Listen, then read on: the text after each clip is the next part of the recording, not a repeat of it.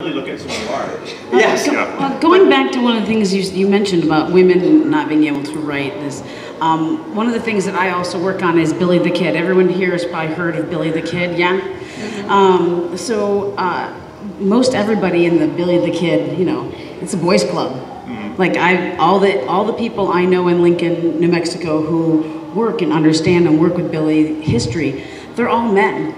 I'm the only woman in this group, and for what I've been working on for the past 4 or 5 years, I've gotten to know people there, and now because of that, they look at me and go, "Oh yes, you can talk and write about Billy." Oh, but it's all men, but you're our girl. Yeah, that's how it's become. But I had to go back and back and back, and I had to spend time with these people and take notes and work. It's taken time. Okay, I'm just gonna put that there, and I'm just gonna project because it's just easier. But I think sometimes that's what has to happen, is that unfortunately I had to spend time and I had to work my way up to be respected in that group because I was the only girl there. That's all. I mean, that's perfectly fair. Moving on, and I will admit that I crowdsourced a lot of these questions because I was intimidated by the panelist. So one of the questions that I thought was really good and I think is really important is, why does everyone think that YA translates to Hollywood as opposed to adult? We just recently saw Annihilation, and like it made it there, but for every Annihilation there's like 10 YA novels that get adapted for TV. So why do you think that YA is a thing that is more relatable to pop culture than the themes that adult science fiction is tackling?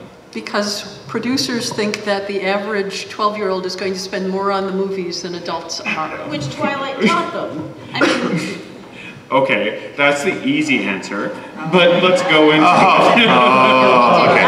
But that wasn't the one I wanted, so. No, I mean, yes, there's the easy answer of, let's say that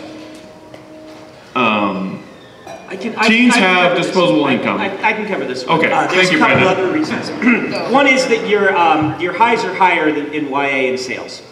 This is because YA is seen as a more approachable genre, and it has an innately larger audience because it includes adults and kids. And because of this, your average bestseller in YA is going to be bigger than your average bestseller in science fiction fantasy. This is just a fact of the market. Now, your lows tend to be lower, right? Like, the nice thing we have in sci-fi fantasy is that readers tend to be dedicated, they tend to be consistent, and they tend to support authors quite a bit. And so our lows tend to be less low, but there tend to be larger peaks and valleys. And so what is Hollywood looking at? They only look at peaks, right? That's what they care about. The other thing, I agree these answers are both true also, but another reason is YA tends to be shorter. Just on average, your YA book tends to be 70,000 words is about your target point. They can go longer, but because of Harry Potter, before Harry Potter they really couldn't. And so 70,000 as opposed to even 90,000, just easier to adapt into a film. Screenplay. Yeah. Mm-hmm. Yeah, absolutely. We have an option with Radar Pictures for Honor Harrington as a TV series. It's very early days. We're working on a screenplay. They don't have a production partner yet, but that's what they hope to do with it. And given what Evergreen went through trying to turn a fairly short novel into a movie, I learned a lot of lessons about why Honor Harrington is infinitely better suited for TV with high production values than it is for a cinematic release, certainly as a standalone movie. Because it's geared more toward the episodic approach. And the same thing with my series as well. We had people go ahead and look at it for, film on the big screen. And after looking at it, everybody basically decided that it was more adaptable on an episodic approach, and also that they could put it out on a TV mature rating and get better play with you know, the distribution partner. So there's, you know, when you write series like Honor Harrington or, you know, the Karis Saga like mine, it's geared more toward that. But when you write a YA novel that's 70,000 words, the screenplay is going to be a hell of a lot easier to adapt. They're going to change it anyway, because they're not going to, you know, when you give it to them, a lot of times you lose creative control, and they can do whatever they want with it. And at that point, it's best. But they're going to go for the more cinematic aspects, not the internal stuff. Say that again? They are going to go for the more cinematic aspects instead of the internal. That's certainly true. And I think, seriously, that the only novel that I can think of that was fully realized as a movie was I think it was 1938 Stuart Granger version of Prisoner of Zindan, in which every single character is who they were in the book. They actually lifted dialogue from the books, but it's based on a stage adaptation of a novel that I think has 64,000 words. Okay, so it was small enough that in essence the novel was the tech Bible for the movie, not something where they had to decide what plot strands are we going to cut, what characters do we have to combine, you know, all those decisions. That's why I was awed by the fact that Peter Jackson was even willing to attempt The Lord of the Rings, and was not at all surprised when everybody says, well, I really hated what he did with so-and-so, but God, I loved the trilogy. Okay? I mean, he was playing with fire. And as we found out with King Kong, he didn't always catch it on the right kindling. So, I think we've kicked around the topic of length pretty well, and the idea of writing SFF, you could go longer. World building demands more length. So I guess what I would ask is, what's the difference between how you approach a YA novel that can't go into, what is it, Dawn of Spring? It's like the 5th Wheel of Time novel that's like 800 or 900 pages where it covers the skirts. Is the longest one, but yes. So you can't go 400,000 words is what you're saying. Yes. How, my question really is, how do you tell the same scale of story for a teen audience that may not necessarily be willing to just sit there and read about how many petticoats Caddiswine has on. You know, there are reasons why some of the conventions exist in YA that exist. It's not that you have to follow them. In fact, in recent years, some of these barriers have been broken down. But there's a reason that, as opposed to sci-fi fantasy, in YA, you'll find the first-person perspective used way more often. Very much. You will find it's just a convention there. You're assumed to be first person unless you do something else, which third person still happens. But I'd say in adult science fiction fantasy, you assume it's going to be third person, and then first person happens. The reason for that is telling one compelling character done very, very well and establishing their voice even through the simplest narrative you do, which is something you can do in first person, lets you tell a more self-contained, tighter story, and a more personal story that works really well in YA. Yeah, Jody's right. Jody? I think Brandon's answer is excellent, so I'm willing to stick with that. Anybody else? I'm on board with his answer. Brandon Sanderson has spoken. But I think whether it's first person, whether it's third person, whatever, the length of the story has to be the length that tells the story you set out to tell. And if that means that you go to more word count, but the story is still compelling, a YA reader will come with you for the extra words. Which is how we ended up selling 900-page copies of Harry Potter books, because the kids were willing to go along with the story. In fact, they couldn't wait. Now, I do think that another phenomenon that was part of the Harry Potter process was that she grew her audience age-wise as well as size-wise as she went on. If you were 12 when you read the first Harry Potter, then you were 19, 20 by the time you read the last Harry Potter.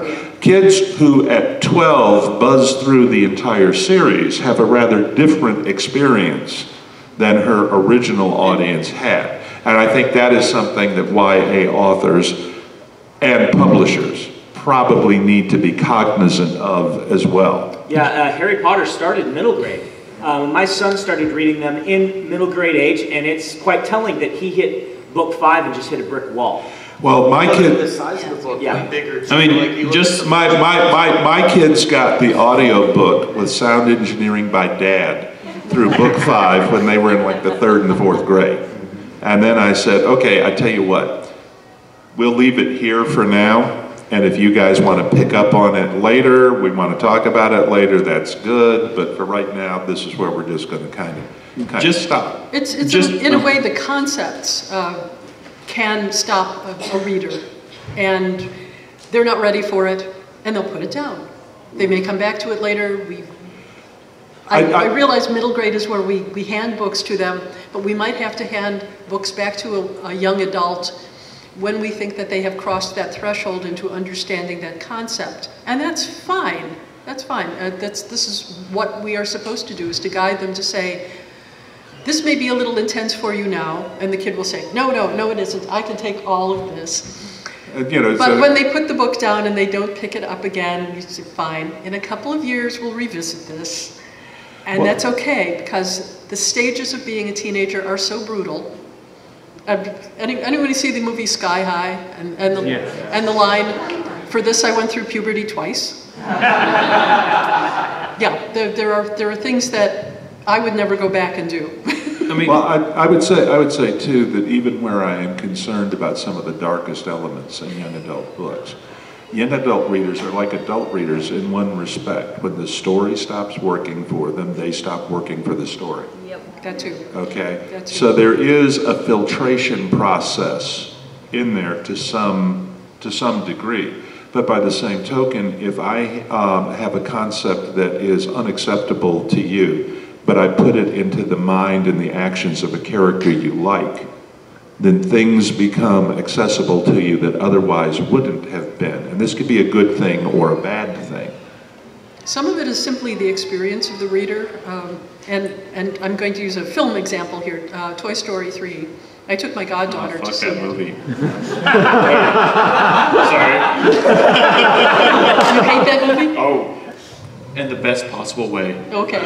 Well, I think that this is the reason why. As an adult, I saw the inevitability of what was happening close to the end, and I am crying like crazy. And my goddaughter was just staring at the screen because she didn't understand the stakes. I did. But now that she's an adult and she would watch it, she would have a completely different reaction to it. But it would still be a story that bridges the gap between adult and young adult. So we have a few minutes left, and I do want to open the floor up to questions if anybody has them. And so we'll go through as efficiently as we can. Yes, ma'am. Well, mine's more a comment. I worked in a library, and they just were beginning to put in a young adult section when I retired. Okay, there are a lot of books that are adult that are okay for YA. It takes knowledgeable librarians to read these books and figure out where they correctly go. And Aragon, along with Harry Potter, and there is a Christian writer, Frank Peretti.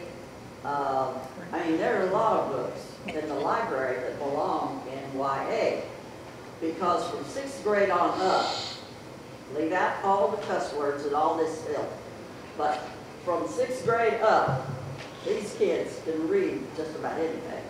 True. I leave my fantasies clean on purpose so that they can be put in the YA section.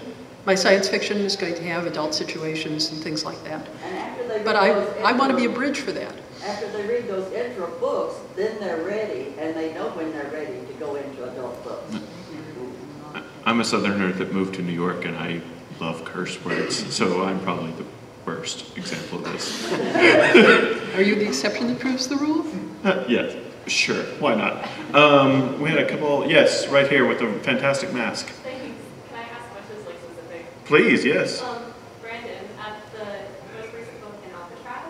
it kind of ends on a very dark note, especially for a middle grade series. This was kind of the theme. Would you mind? Yeah, so the question is, Alcatraz, the 5th book, which is my middle grade series, ends on kind of a dark note. How did I arrive at this? Part of this is me being, thinking I'm too smart, or thinking I'm smarter than perhaps I am. When I pitched that series, I ran into a conundrum. The story is about a kid who's, he's now a young adult. He's, 18, 19. So adult, new adult. He's talking about how he was famous when he was a kid. And he starts the first book by telling everyone that he's not a hero, he failed everyone, everything is terrible, you shouldn't read his books, right? That is the conceit by which the books are written. But I thought, how do I have an ending that lives up to that but isn't a huge downer of an ending? So when I went and I pitched it, I said, I want to do a 5-book series where at the last book, it ends on a huge, huge downer. And then the author refuses to write the 6th book. So his friend, because they're all under his name, his friend Bastille, who's been the female lead in the books, insists on writing the 6th book. And I thought this would be really funny and clever, right? But the problem is, with the Wheel of Time kind of derailing a lot of my things, it's taken forever. I now have the 6th book done, but if it would come out right after, then it would have been fine. But the fact that there's like a 3-4 year gap, it's suddenly been excruciating. So if I were going to go back in time, I probably wouldn't release the 5th one until the 6th one were done. Just because that was not intended to be as big a downer. It's supposed to be a big downer. Then you read the last page and she has a note saying, I'm going to finish this because he's an idiot and he refuses to finish the series, right? Which would have been a great joke if you could then go buy the last one, right? And it turned out to be a terrible joke because it's been years. So I've told the Alcatraz series is fantastic. On at least one occasion. Yeah. I mean, So I did make a mistake on that. I would have waited. We saw, yes, you. What's everybody reading right now? In YA, what are we reading? In anything. Okay. Anything. Yeah. I just read Kingdom of Liars by Nick Martell. My agent is publishing it. Its book comes out next year. I really liked it. In YA, I read Faster, Stronger, and More Beautiful by an author whose name I can't remember, which was also excellent, but very different. Very odd sort of sequence of interconnected short stories that together talk about near future meta-human, hybrids and things like that. It's very cool. I'm currently reading biographies of William Tecumseh Sherman as research, and to make my mind work again, I am taking time out to reread some of the anthologies from the Liaden universe, which I highly recommend to anyone who hasn't met them. I've actually started rereading Dragonlance, but I'm doing it with my daughter, who loves it. Oh, good for you. We just finished the entire Harry Potter series, and I do all the voices and everything like that. So we did it over like 4 years. It's a lot of fun. My dad used to. And I'm also reading a nonfiction book called The Army of Rome as research for an upcoming novel. Always doing research. And I listen to a lot of audiobooks, and I finished Skyward and The Arithmetist when I mow the lawns. Nice. I'm currently doing The Red Scrolls of Magic, Cassandra Clare. I don't know if anybody else here is a fan of her stuff, Cassie Clare stuff. I'm working on that one, and then I'm actually also, like you, I'm doing some work on some nonfiction. The next book in the Scourge of Souls series is going to be dealing with the murder of a woman in New Mexico in 1949 that was never solved. And so I'm rereading that book and making a lot of notes and outlining. Oh, Lord. I have 3 books going right now. I'm reading Patty Boyd's book, Wonderful Tonight, which is a history of her early life, then her marriage to George Harrison and her marriage to Eric Clapton and thereafter. I'm rereading Murder Must Advertise by Dorothy Sayers, which is one of my 3 favorite Peter Wimsey books, and a book on loom construction for research for a book I'm writing with Eric Flint. And if anyone cares, because I'm a lonely nerd, I just finished the most recent book in R.F. Kuang's Poppy War series, The Dragon Republic, and it is fantastic. So the author on that book that I mentioned was Arwen Ellis Dayton, and I had to look that up even though I've met her, so I had to. Arwen, yes, Arwen, good name for this crowd. I saw the Assassin's Creed armlet first. I don't know necessarily what you're cosplaying, and I'm sorry. That's fine. Night of God. Okay. So, from my experience working in a bookstore in the children's department, and from other panels, even Brandon earlier mentioned that the YA market crosses to adult as well. And I was curious, like one of my favorite fantasy books of the last, or series of the last few years was Throne of Glass by Sarah Maas. So I was wondering, what is it about YA that you think makes it that it does cross the border to the adult genre to the point where I think it was 3 or 4 years ago, almost 50% of all YA books sold were actually sold to adults. Did everybody hear that? Yeah. Cool. I'm done. We've all been teenagers. And so it is a lived experience for all of us. I think that's part of it. Also, some of the conventions of YA, again, do make it more approachable, right? Mm-hmm. Smaller cast, usually. Often a first-person narrative, but not always, but it's definitely a small cast. One of the big kind of hallmarks of YA is get in fast to the story, which sometimes my genre, we maybe aren't so good at remembering to do.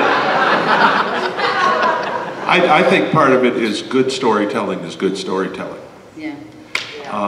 And there's not a stigma for an adult saying, you know what, I know this is a YA, but it's pretty darn good, okay? I think that's part of it. I think that there's more color in YA very frequently, more exotic characters, more suspension of disbelief. We tend to allow our books for adults to be more factual, more plausible, and books for younger people can go off into fantasy a bit more, and that's lovely. Yeah, it's a nice escape, I think, sometimes to read something that's a little more fantastical. And we all were young adults at one point in time, and I think that it's kind of a nice. I think it's sometimes kind of nice to go back and revisit that innocence, and revisit all of the fun and the excitement and the adventure that holds. And I think that's sort of another draw for adults when they read it. You know, this is relevant. Should mention that for many years, YA was not segregated by genre, it was segregated by age group. They've started segregating in bookstores by genre, unfortunately, but it's still, you can blend genres. When we talk about genre, science fiction, fantasy, and adult, the marketing people get really, really frustrated if you write something that just they can't put into, but in YA, for years, they were just shelved all next to each other, historical next to a fantasy next to science fiction. That was really liberating. They've started to split them up now. And then just to throw my hat in the ring, because I'm me, the Tor Book Club recently read Wizard of Earthsea. And that is the book that made me love fantasy and made me go into it. And it's just, revisiting that book was everything. It just took me back to 6th grade Chris Morgan as a nerd, and yes, there's great benefits there. I think one of the series that did it for me was the Riddle Master. Oh. I mean that, and for young readers or adult readers, those are just 3 fantastic books. Mm-hmm. And they're all just small, perfect gems of books. I'll tell you something that I wish was available for more YA publication today, and that's Zena Henderson. And her stories about the people. If you have never found Zena Henderson, find her. I can second that. Really good stuff. Yes. And she was a high school teacher for forever while she was writing these. They are fantastic, and I think they are available in Kindle format.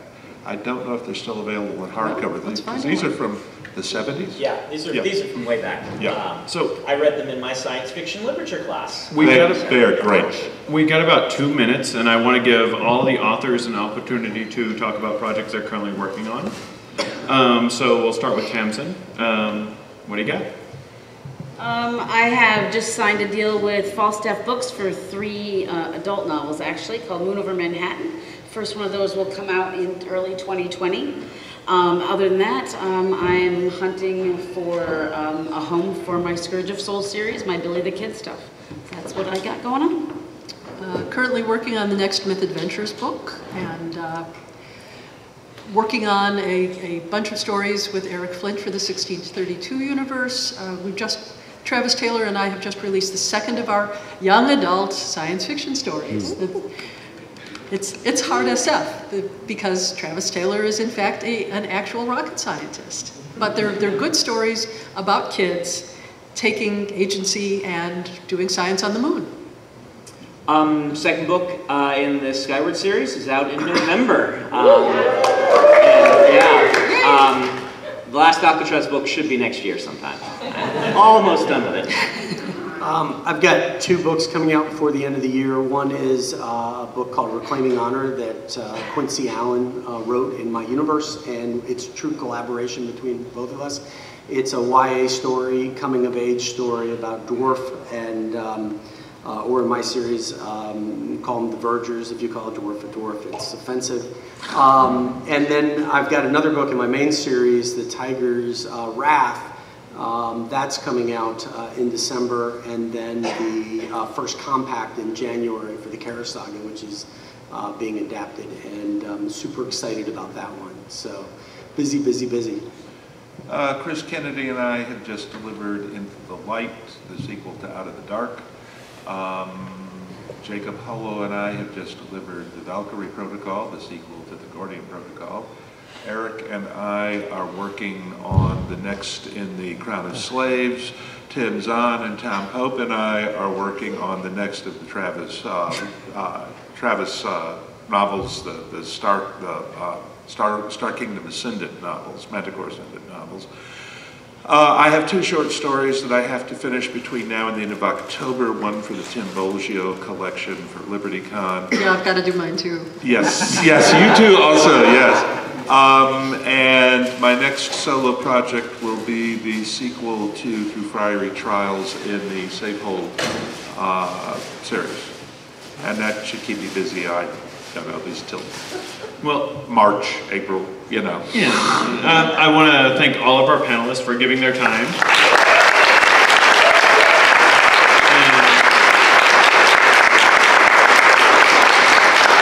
I'm terrible at reading an audience, but thank you for being so great and patient, and have a great con. Woo.